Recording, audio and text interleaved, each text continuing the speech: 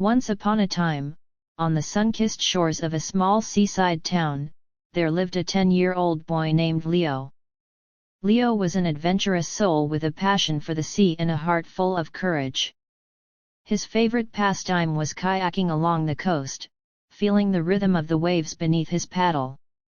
One fateful day, under the clear blue sky, Leo set out for his usual kayak adventure. The sea was calm, and the breeze was gentle, perfect for a day of exploration.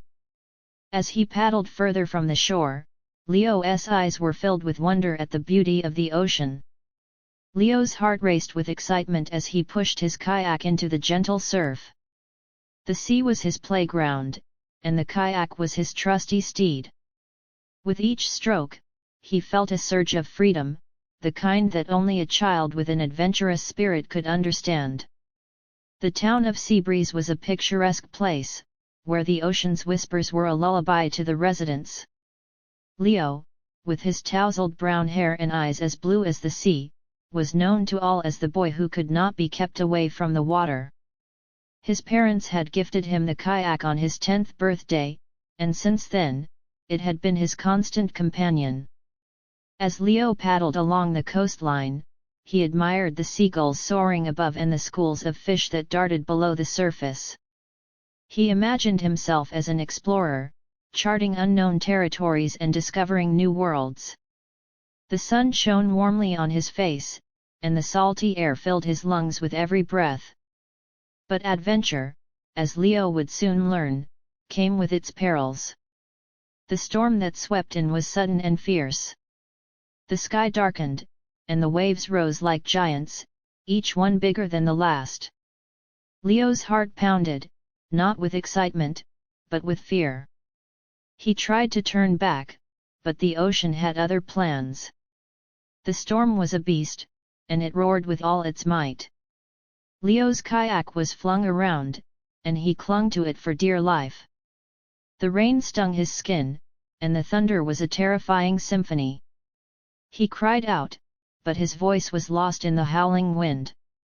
When the storm subsided, and Leo found himself on the island's shore, he was a different boy.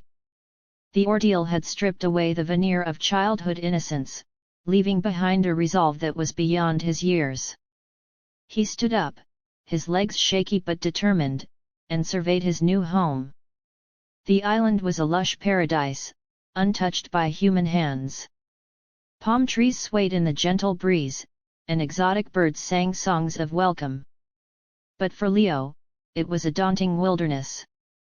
He needed to survive, and the playful fantasies of exploration were replaced by the stark reality of survival. Leo's first task was to find water.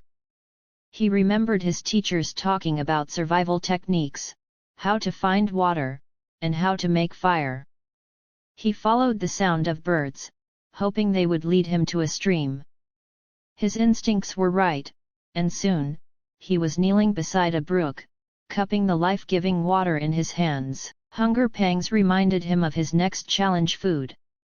Leo had watched survival shows on TV and read books about living off the land.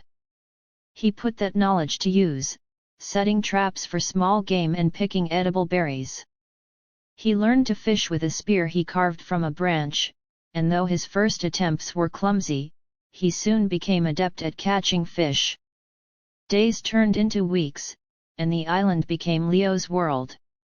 He built a shelter that kept him dry during rain and shaded during the heat of the day. He marked each day with a notch on a tree, creating a calendar that reminded him of the passing time.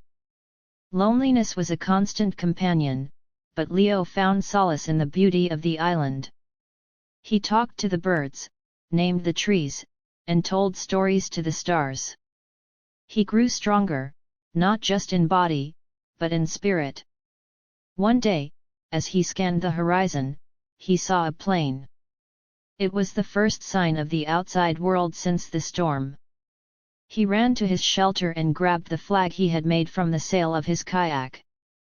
He waved it with all his might, and to his joy, the plane circled back. The Coast Guard arrived, and Leo was swept into a flurry of activity.